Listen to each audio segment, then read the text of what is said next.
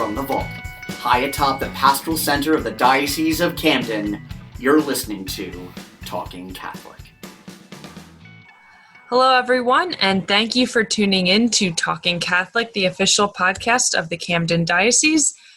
This is your co-host, Mary McCusker, and this is, I think, the third week in a row that I've done a podcast with Mike Walsh, so hopefully nobody's sick of my voice yet, but if you are, that's okay. Well, you're in good shape though, because we actually had a break. There was we had a different we do these things all sometimes pre-recorded. So last week the listeners got to listen to the delightful Carrie Janice and 3 or 4 Catholics who were graduating from high schools.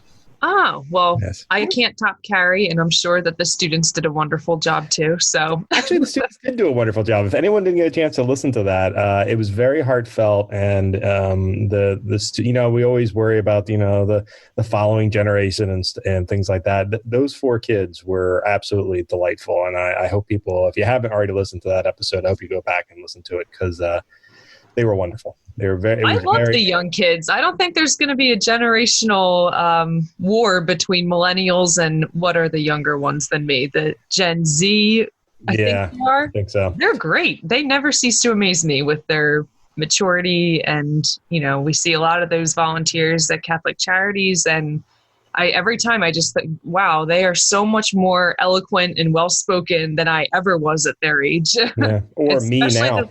Yeah, right. And they could run this podcast, honestly. They really could. So it was a delightful episode, and it's good. And we're recording this on May 21st. So tonight is the final episode of the Diocesan online Easter retreat. And if you haven't had a chance to watch it yet, and you're listening to this on Monday or Sunday or whenever, go back and check it out because the last episode will be nothing like the other ones. We haven't recorded it yet, so I don't know what it's expected, but I'm hosting it, so it's going to be not so much about the spiritual, but a lot more about the technical of what it took for us to, with virtually no time to plan, pull together 45 episodes of Easter retreats, Lenten retreats, and live streamed masses and prayer services. So, and we're going to talk to a bunch of other people who were able to do similar things in their own area. So if you haven't watched it yet, go back and check out the Diocese of Camden Facebook or Twitter or YouTube channels, and you'll see that video from Thursday. So we haven't recorded it yet, but I guarantee it'll be interesting. Well, we will see. Yeah. So, but today is a beautiful day, and we have a great guest and that you pulled together for us. So thank you very much. Somebody we've wanted to have on the show for quite some time. Well, it's my pleasure to introduce Jo Anne Farrell, who is, the program coordinator for our Addictions Healing Ministry. She has been with Catholic Charities for 6 months, and she said she still feels like she's learning. And Mike told her before this podcast, well, that's a good sign. We're all still learning. So Thank you, Jo Anne, for joining us. And how are you doing today and in general? I'm doing fine, and thank both you and Mike for inviting me. I think this is a great opportunity to talk about this program, so thank you. Thank you. I don't think anybody who's been here for less than a year has ever agreed to actually join the podcast, so this is really, really exciting for us. Yeah, but short time with Catholic Charities, but a long time in the profession. Right, sure. You've been doing this for a long time, and I guess that's probably what we need to start with is your professional career. I was looking through your CV before you came on, and you've sort of, like myself, bounced around a little bit with a couple of different fields and industries, and I'm kind of curious as what was that progression like from your professional life, your secular professional life into Catholic Charities? Well, that's an interesting. Gosh, we can talk about that all day. Great, I love talking about those conversations. Well, I am a registered nurse, and my background is pretty much I've focused a lot on diabetes education. I'm a diabetes educator. And I've worked in a hospital system for many, many years and was recruited by the pharmaceutical world and worked there for many, many years. And then made the big decision to retire. And then when I made that decision to actually do something totally different, I was already involved at the parish level in many activities and ministries, as well as working with over the Diocese of Camden with Vitality. So I was doing some working as an independent contractor for faith education, and that is taking what I know and being a lead instructor in teaching parish nursing. Yeah. So that's been a wonderful, wonderful opportunity for me. And getting the connection to Catholic Charities, that's been just an amazing experience. There was this little blur in our parish bulletin, and it was about looking into prison ministry. And so I called the number, and I got to sit and talk with this wonderful, wonderful individual by the name of Sister Mary Cronin. Oh, we love her. Our prison ministry, who introduced me to this line of work and Catholic Charities. I had been in prison ministry as a volunteer for about a year when it was Sister Mary who came back to me and said, Jo Anne, they're looking for someone in addictions healing. And she said, do you know of anyone? So she was talking to the right person. And of course, one thing led to another. And I said, I certainly am amenable to exploring this. And I'm going to call Kevin Hickey today.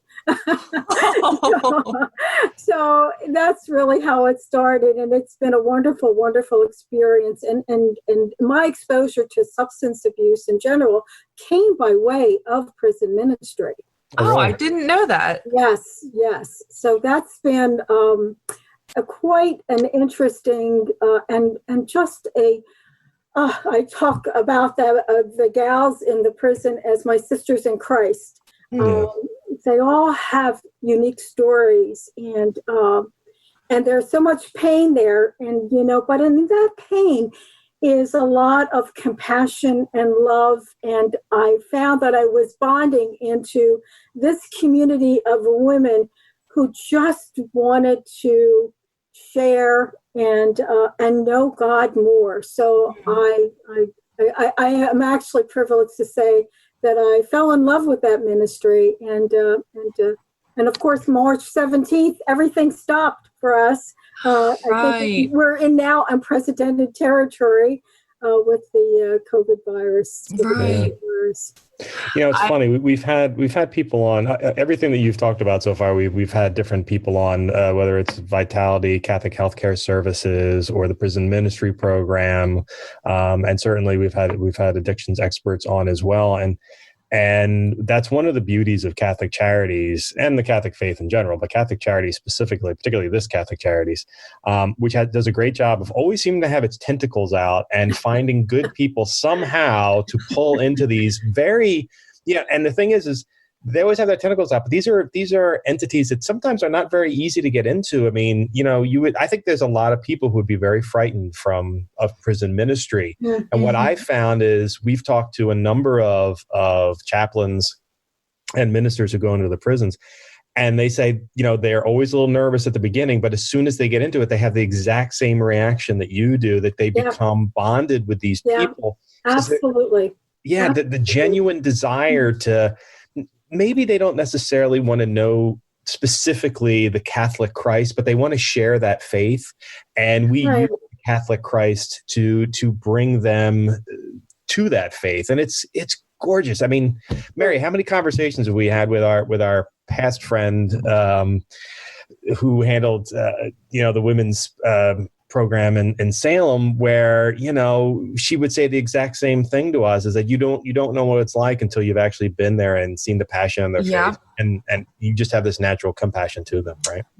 And Mike, we've been to the prisons before when Bishop has masses there, and every time I just kind of look around and say, gosh, I wish I could just get to talk to some of these people one-on-one. Each person has a story and struggles, and I always wish that I could dive a little deeper, but and everybody, like you said, who has been involved with prison ministry really has kind of the same story. There's a little apprehension, but then they just say, it's very eye-opening, and the stories that you hear from a lot of the people are just unbelievable. So to our listeners, since Joanne brought this up, we weren't really going to talk about prison ministry, but I'm going to encourage you that if there is a prison ministry in your parish or in your diocese, and you think that's something you might be interested in, it is, number one, far less scary than you realize. I've never felt safer any place than I've felt in prisons, and I've been I think I've been in every prison in South Jersey now as a guest, not as as an invited guest, not as someone who was thrown in there. But it really is. The first time you go in, sure, the bar is closed. It's a little nerve wracking. But the truth of the matter is that the people in it, the inmates I've worked with, the staff, the guards, the administration, could not be more welcoming, and so happy that somebody from the outside world has taken an interest in it. So, be like Joanne and look into prison ministry at some point. And you will be surprised. And I believe that, even though the people that are there, not all are Catholics, they don't espouse the Catholic faith, but they are highly spiritual, and they're And you know what? If anything, it has deepened my own spirituality and my own faith. And we find that we have so much more in common. There are differences, And it's one of the corporal works of mercy is visiting the incarcerated. Right. Right. That's an easy one to forget in our sort of throw them into the prison and forget about them society that we live in nowadays. But it's one of the core tenets of our Catholic faith is in somehow to help the imprisoned. Sure. And so that's exactly how this all started for me. I was sitting with a group of women who the majority of them were, substance use disorder situations.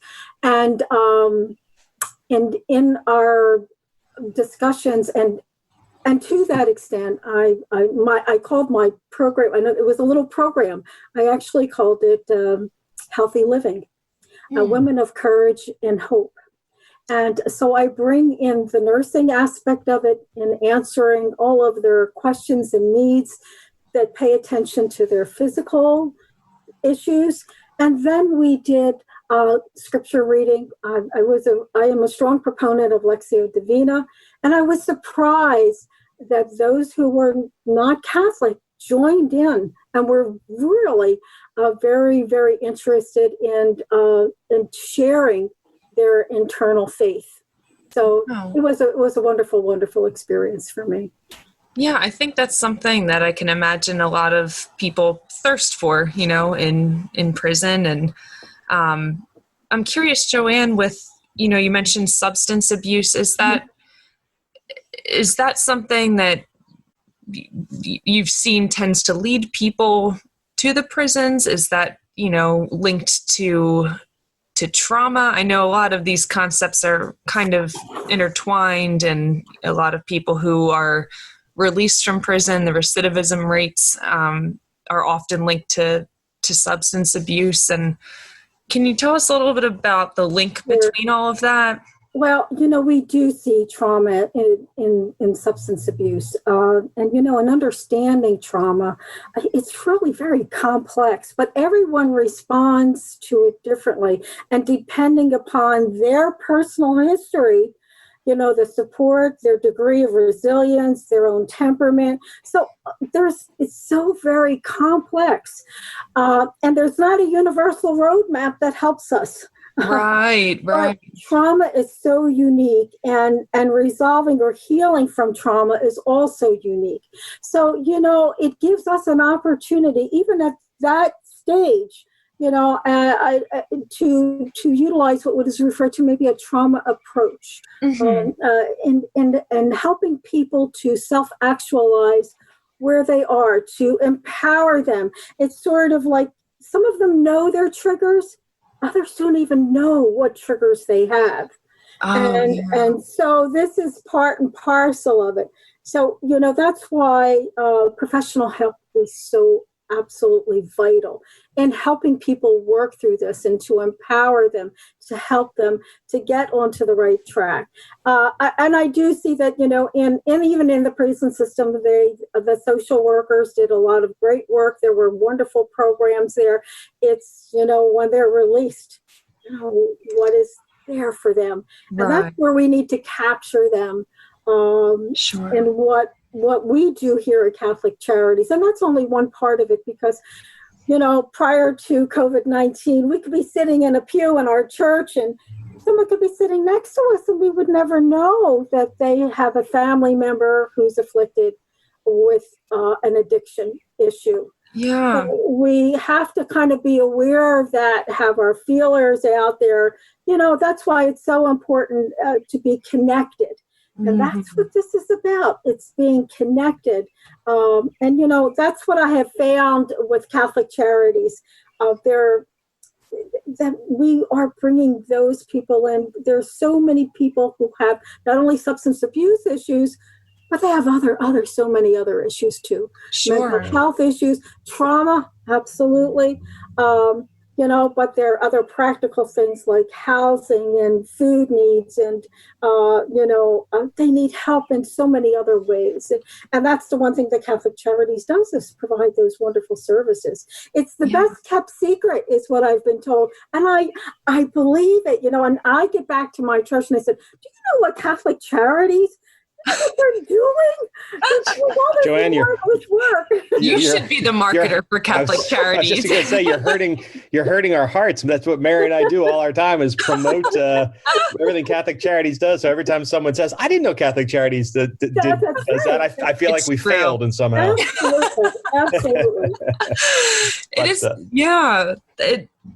I think sometimes people get it mixed up with House of Charity, or they think it's just a general charity, but they're not understanding, Catholic Charities Diocese of Camden is the social service branch of the diocese. And like you mentioned, there's so many different services, and it's always amazing to see referrals. Maybe somebody comes to us for mental health counseling and they happen to be in need of housing assistance, or maybe they have a substance abuse problem, and just having that network and that ability to refer people is always, a really great thing as we reach out to people on the margins, Very similar to the connection between Vitality Catholic Healthcare Services and Catholic Charities. It's amazing. Vitality Catholic Healthcare Services basically started up right before I joined the diocese, so maybe around 5 years ago. And the amount of crossover between those two entities now, actually, maybe we should talk a little bit about, just give a little plug to Deacon Jerry's program, Vitality Catholic Healthcare Services. What were you doing specifically for them that's kind of led you to, it was parish nursing, right? Yes, I was actually, prior to Vitality, there was a parish parish nursing council that evolved into Vitality. So as a result of that, I kind of stayed on board to be the instructor to prepare nurses who were interested in parish nursing and giving them the foundation. And we have a program that's actually state accredited, so nurses get continuing education. So it's a wonderful win-win situation.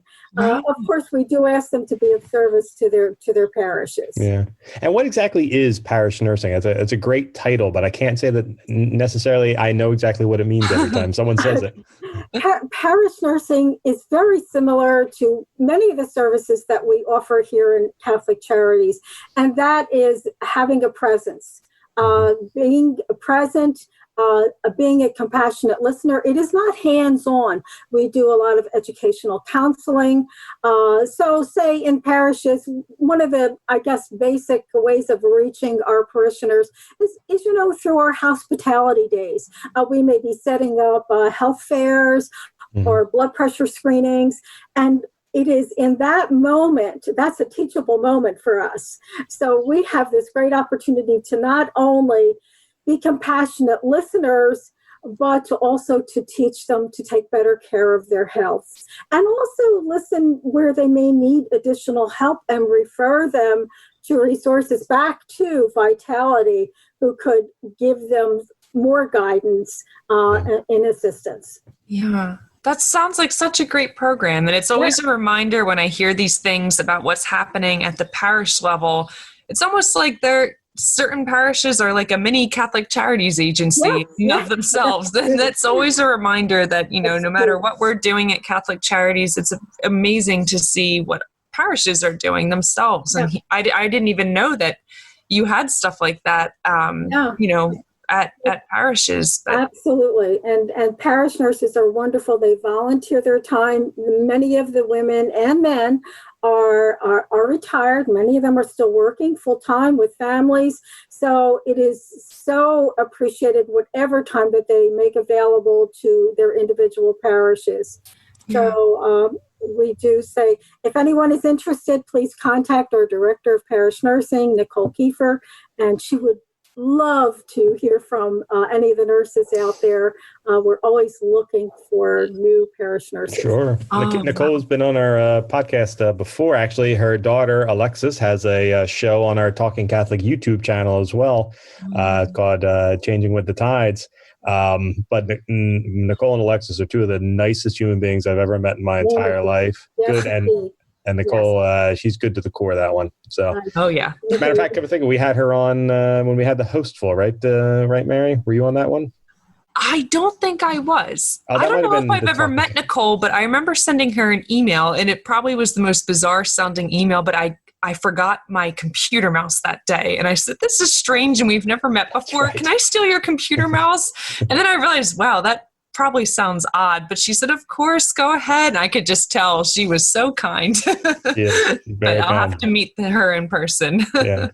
So let's talk a little bit about why we do have you on today, and that's iThirst. So this is a program that we've sort of been talking about. Mary and I have sort of talked about it several times over the last few months, and we've been wanting to have somebody on to really do a deep dive into it. So we're very happy that you could make yourself available to chat about it, because addictions is one of those areas where I think a lot of people don't always understand it, but they always need help with it. Yep. Yeah. You're absolutely right. And, and I'm just going to go back just a little bit about my role. And, and that really is to develop a collaboration between Catholic Charities, the parishes, and the people who are afflicted and their families who are impacted by this affliction. Mm-hmm. So there's so much here, but I will give credit to my immediate supervisor, Sylvia Lemieux, who has done a lot of groundwork in addiction healing.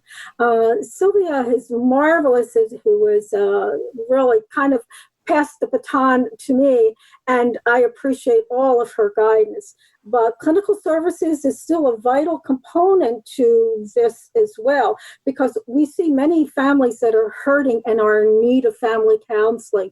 So the whole premise of this service, I'm a part of a team.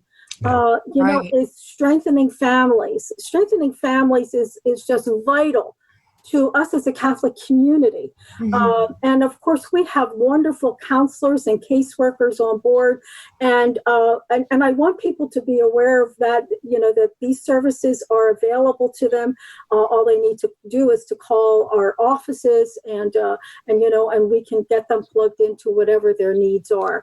For me, as far as the iThirst is, it has been a wonderful, wonderful, oh my gosh, this is so needed in our diocese. It is so needed in all churches, and that is the goal of the iThirst, is to provide a presence in our church so that collaboratively and collectively we can be a voice to say we are present, we are here for you. iThirst is really an acronym. Well, of course, it is also, the good Lord's last words on the cross, but iThirst itself, the thirst part of it is the healing initiative. And it's the healing initiative, recovery, spirituality, and the 12 steps. And we've all heard of the 12-step program. We have, this all came about, last year. We were very, very fortunate. We had 2 workshops just to get a feel of how many parishioners and parishes were going to come out and find out more about this type of training. And to our, delight, we had close to about 60 people that came out to these workshops, representing about 20 different parishes. Wow. So that was pretty significant, and so we knew that this is something that we wanted to expand on, and the training has started, and we're so excited about this. We had our first weekend session on May 1st. And of course, this is unprecedented times that we're living in. Right. And so we were going to meet physically, the Father Tom Newton and the group over at Christ Our Light. Cherry Hill, Christ Our Light. Oh, yeah. He had offered for us to do a pilot program there, but we couldn't do anything physically. Oh. So we resorted to this wonderful Zoom. We're all into doing Zoom training.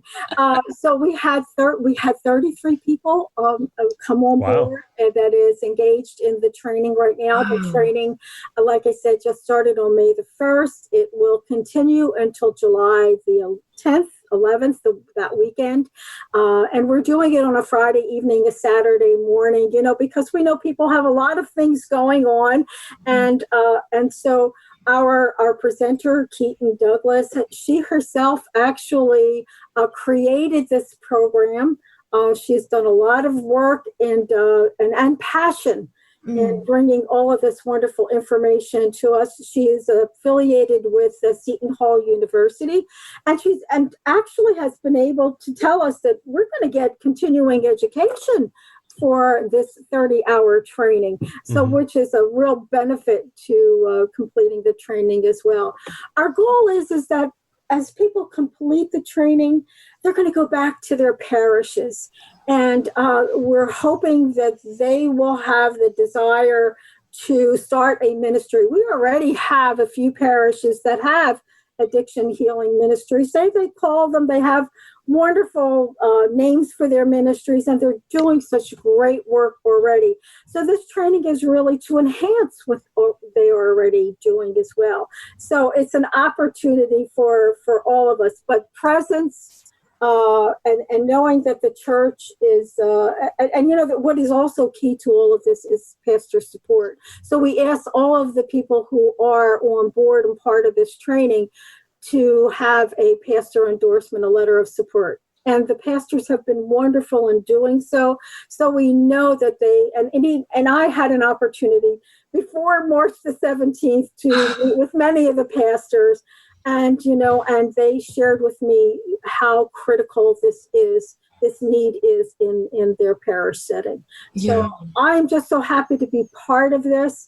I guess the one thing that in all the things that I've encompassed in my life, but this especially is bringing a different type and a level of energy, because people just need to know that, we have to stop the stigma.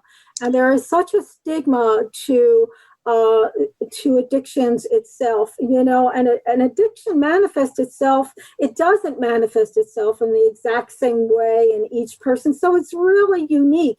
So just to know that, people will withdraw, they will isolate themselves, there is a lot of shame and guilt, and we just have to dispel this and be a welcoming church, and as part of my role as a missionary disciple, and yes, I consider all of us missionary Absolutely. disciples, Yes, of course. that we all have a part to play as a church, on this road to hope. This is a spiritual path. We want to provide connection and guidance and empathy. We want to do that compassionate listening. And we know that substance abuse starts out as a choice, but it really is a chronic disease. Yeah. And it's a disease that not only affects the brain, but it affects the whole person, mind, body, and spirit. So it's we want to give it a fancy name. It's a psychosocial and spiritual disease. And so psychosocial. Oh gosh, big words. I can't process. And the thing of it is that, we are all here to help each other. And what I am finding in this training session, there is a marvelous mutuality There is a connection to all of us, and everyone has a story. Yeah. Everyone has a story. Yeah. And we must take the time in helping people in this road to hope, this road to recovery. And recovery is a lifelong process, Mm-hmm. and it requires a lot of hard work. What is that old adage? It takes a community to raise a child. Well, it takes a community to help a person on this road to recovery. Sure. And go ahead, Mary. Oh, no. No. I didn't. No. Like you said, when you look around in church, and it's amazing just to think about, each person in this pew. I guarantee if I ask them, do you know anyone who's struggling with substance abuse? I mean, I feel like every person I have a personal conversation with, everybody has a story. Either it's a family member or a close friend, or actually, maybe they themselves have had issues with substance abuse, or, the other factors that lead people to substance abuse, like trauma. And like you said, just the stigma surrounding it. It's just something that I feel like people are not quite comfortable with openly sharing. But I love what you said and the spirit you bring to all of this, saying how the church should be a resource, for these people. And it should be a place where people are comfortable to speak about it. So I love the energy and enthusiasm that you're bringing to all of this. It's much needed. It kind of goes back to that mindset we were talking about prison ministry as well, that there's culturally, we have this idea that these damaged people should be put away somewhere. And the reality is, while prison may allow for that with criminal activity, when it comes to addictions, they're really, there are retreat centers that you can go to, but those are short-term answers. Eventually you have to be reintroduced into society, and you need those people around you who can assist you. And if you're a family member who has a family family member who has a family member who's struggling with addiction, sometimes they have it the worst. They're not the ones with the addiction, but they're the ones who are trying to help the person with the addiction. And that is there's so much pain and angst that comes with that. They just need someone to accompany them. Someone to talk to them, be with them. Absolutely. Yes. And this is part of the training, to help people to understand the cycle, also to understand that, as parents or loved ones of an individual who has an addiction, that you want to fix it. And sometimes you have to understand that in your desire to do that, you may be doing more harm. Mm-hmm. So we have to set up boundaries, healthy boundaries for not only the family, but for that individual, and help them on this path. And the path to recovery is, it's not the same for everyone. And there's so many there's traditional ways that people can seek treatment. Some people do total abstinence, and not everyone can do total abstinence. Mm-hmm. So we have medically assisted treatment.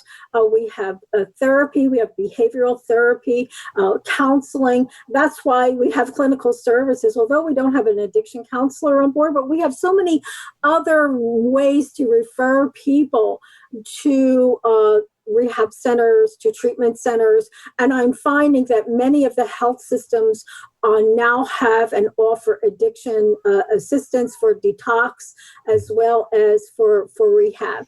So there's so many opportunities, but we need to get the people on the course. We need to get them on the right path. And, we talk about, for us as Catholic Charities, how important the spiritual remedy, but we can't disconnect them from any of the other pieces as well. Yes. So it's really difficult. It's really hard work, but it's so much worth it. It really is so much worth it. Yes. So Jo Anne, can I backtrack a little bit here? So I'm curious, because this was like in an alternate reality, I think my line of work would have been a nurse. I love communications and marketing, but I remember thinking, I want to be a doctor. Like, I want that hands-on ability to help people. And I think I made it 2 weeks into the biology course in college and said, nope, I cannot handle this. So that never came true. But I'm curious, what made you want to become a nurse? And, where did you go to school? And well, those are really interesting questions. My desire to become a nurse was it just kind of just came to me. I was already married with 2 young children. And something just said to me, look into this, follow this. And something was always pulling me there. I will tell you that I did love biology. So I remember a couple people like you in the class. It made sense to them. And I'm trying to figure out, I can't even pronounce the words. And I tell you, I was taught by Franciscan nuns. Wow. As well as lay instructors. And they were so instrumental in my life, in the path that I've chose. They helped me with my career and always encouraged. Even my own parents, my mom was a great influencer. I'm the oldest of 10 children, and I will tell you that every single one of my brothers and sisters, my brothers have now passed on, but all of my sisters will tell you how unique our mother was. She encouraged every single one of us and told us there isn't anything you can't do. So I think we've all gone through to that path, and so we thank our parents, my wonderful nursing exposure, my instructors, my teachers, and my Catholic faith. That's foundational to all of this. I can't be who I am without that. This is the core of who I am. And bring that, as I remember one of my instructors, my nursing instructors, and she was a nun, and she was, here I am, and she says to us as a group of women, we were mostly women at that point in time. She taught us how sacred the human body is. And I think I carried that through my whole entire way. That the body is sacred, no matter what stage it is in, from the moment that we are conceived until the moment we pass, our bodies are sacred. Yes, we do have free will, but we are here to help each other, and we are here to find that common connection. We must stay connected in helping and teaching each other, and so addictions kind of falls into this, but comes later in my life and my career. And I don't even look at this as a career. I see this as a vocation, that brought me to this place. And so I thank Sister Mary Cronin, first of all. You've had excellent influences of women religious in your life. That's great. Yeah, right. Both in the beginning of your career and here at the longer into it. It's been and for Sylvia Lemieux, who has been she's amazing, marvelous in her guidance and all of this. So we just have to have this. We have this marvelous mutuality of understanding what addictions. And all the people and all the services, it's like we all help each other simultaneously. Somehow or another, we're all connected, and we all have to do the best we can to be compassionate and to be merciful. I mean, after all, look who is, our maker. Right. We're all merciful, so let's be an extension of that. And I must also say that I really know that we cannot do any of this work without the support of our Bishop Sullivan. So we really do appreciate that as well. Yes. Well, this is something that he's been in the diocese for somewhere around 8 years now. And, he visits the parishes. Well, up until the last 2 months, he would visit the parishes constantly. And what he heard repeatedly from parishes across the diocese, across South Jersey, was a need for some sort of addictions help, whether it was dealing with users directly or whether it was dealing with families and what they were going through. But the Catholic Church needed to find some form of outreach. And he's had this in a couple of areas. He has a similar feelings about our care for people with autism, and he's well known for his feelings about the Latino community and immigrants to the United States. But the addictions one was very really meant a lot to him. So I know very much that he's very happy that you're on board assisting with that, and we're finally able to really get some traction with it and get it going. Yeah. So that's great. Now, how often do you expect to be having these training sessions? Well, we're having the training sessions. They're 5 weekends, and they're the weekends itself are 3 hours on a Friday evening, 3 hours on a Saturday morning. We started, as I said, on May the 1st. Our next training session will be May the 29th. And then every other weekend until July the 11th, we'll continue. And then we will graduate, and that's when it begins. It's the beginning. So we're hoping that all the people who have that are doing the training will go back to their individual parishes and develop an addiction ministry within their parishes. I will continue to play a major role in assisting them with providing up-to-date information, also be a resource for referrals to whether we're needed for family counseling, for clinical services. Remember, our goal is to strengthen the family, but we also want to make sure that they know that there are other places that are there to help them for medically assisted treatment, for rehab, whether it be a long-term, short-term, and what other resources and support groups there are. All of the counties in the catchment area of the Diocese of Camden offer such wonderful, wonderful services. They have branched out because of state and federal grants and have a lot of different programs in place. However, we as a Catholic peoples, our faith is what binds and brings the people to us in this capacity. Yeah. So we want to we want to empower the church and be a resource for all the people. We're all church. We are all the community of God. So that's now I'm curious. You're in your past, you did work in the pharmaceutical industry for a while, and certainly one of the most notable forms of addiction that's come into the U.S. over the past 10 years has been the opioid addiction. Does your time in the pharmaceutical world sort of give you another perspective on helping people with that particular addiction? It really does. My years in the pharmaceutical were really actually a wonderful learning insight into how drugs are developed. So I, in my role, I talked about, I do presentations, and I would take to schools of medicine and schools of nursing and share with them a drug molecule, what it takes for a drug molecule to be developed into a drug and how it gets to market. So that background information I was well versed on, but also my role was education, research, medical conference reporting. So I did a variety of different things.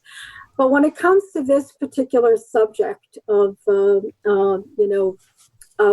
substance abuse and the opioid crisis as we now know it, believe it or not, it is disheartening to say that many people who develop substance use disorder was a result of prescribed medication. And, I went back to look at the statistics in New Jersey, and I can go back to 2013, 2016, and in our state alone, there were over, in 1 year's time, there was over 500,000 prescriptions. Yeah. Wow. Now, believe it or not, it's on a downward trend, but still fairly high. Although we must understand that there are needs, and there are very valid needs for people to be on it. But, now we have to, our physicians are being educated on alternatives to an opioid substance after following a surgery or for a chronic condition. So there's a lot of education that is going on currently, but those prescriptions that it's down considerably. I think I wrote down some of the statistics. It was interesting just reading. When I said 500,000, it was actually 5 million.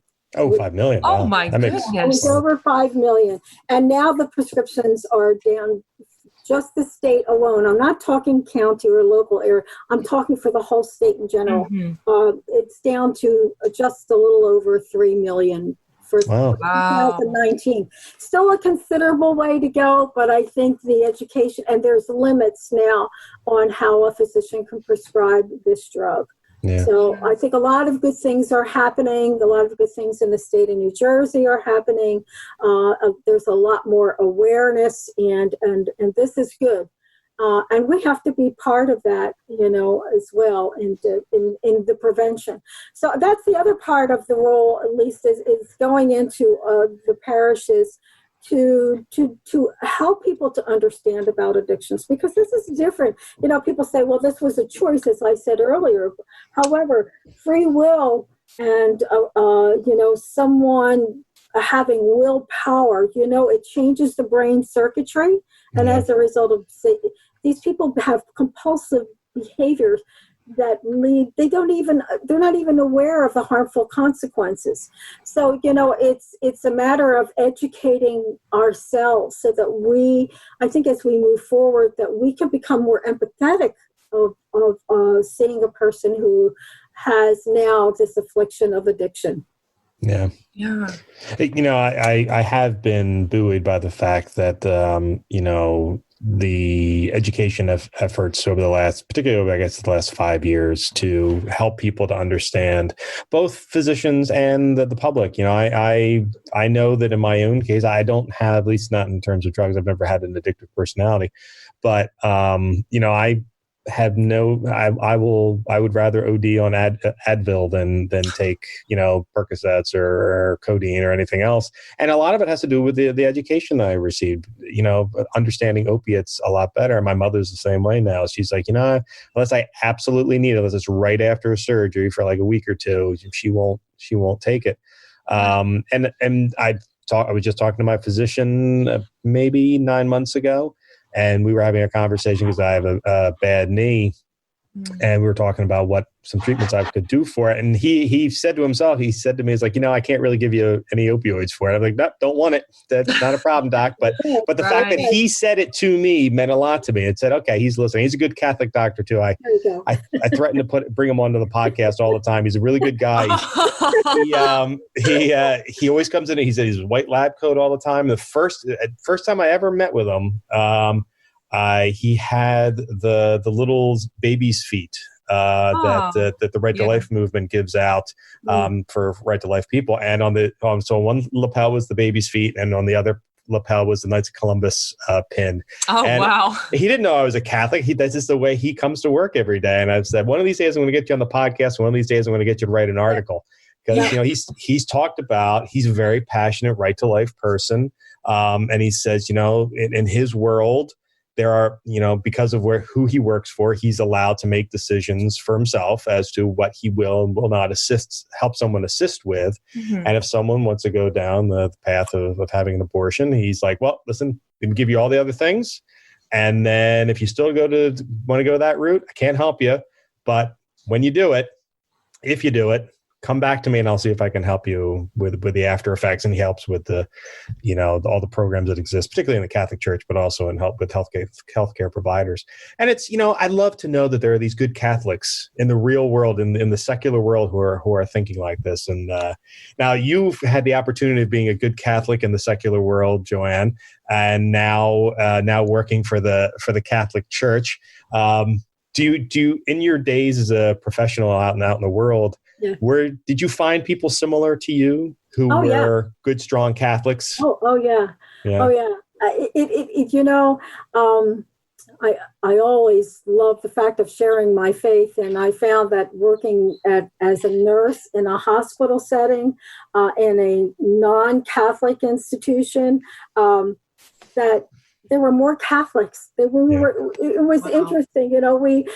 We bonded together, and and even in my work in the pharmaceutical world, I traveled. I was very, very fortunate to travel a lot. And when I was with my colleagues, my team were made up of physicians and pharmacists and nurses. And we would be in a medical conference in, say, San Diego.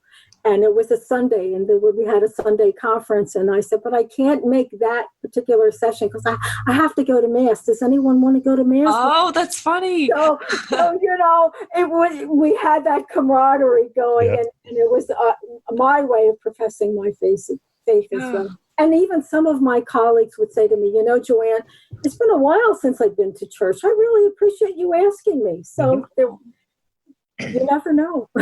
That's so funny. I was the same way. I used to travel a lot for work as well. And I was always the token Catholic. And it was a lot of Sunday conferences. And I was the same thing. Either I would go on Saturday night or I'd go on Sunday. And it was always great because I was in the medical field for a little while, and then I was in law, and then I did some nonprofit work and entertainment area as well. So we were always in these beautiful cities. So I got to see some of these beautiful cathedrals and basilicas that are all over the world because they tend to be in the city centers where all these conference centers were. So it was always a nice opportunity. Still think that the cathedral in San Antonio may be the prettiest I've ever been in. Yes. I highly recommend it. Yes. But now that, so you were talking a little bit about, when this education period is done and what you'll be able to provide back to the parishes. Do you have a sense of just how many parish representatives, like how many different parishes were represented in your last class? Of the 33 people that joined in this training, they represent probably about 18 different parishes. Oh, that's great. So that's almost a third of all of the parishes in the diocese. And I'm really pleased with that. So I have a little bit of work still to do. And I'm actually excited about getting out when we can get back to a new normal of sorts. But I've been doing a lot of these Zoom conferencing and phone calling. So I'm working here remotely and trying to still make that connection. So the goal is for people to go back to their parishes, and hopefully as life resumes to something of a normal way, that they will start an addiction ministry. So I think it's just a wonderful time for us to share and for me to be there for them, to guide them in the process. So we want this ministry to continue. We're hoping that we will periodically continue to bring this group back for additional training, to help them to set up their ministries, to work with their pastors. So I think that there's a lot still to be accomplished, and I'm looking forward to all of it. And Mary, for only being here for 6 months, you have hit the ground running. I can feel the enthusiasm.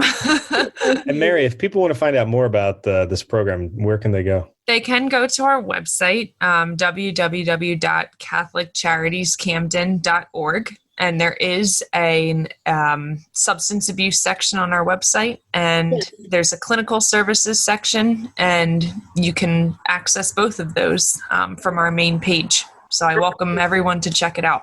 Right.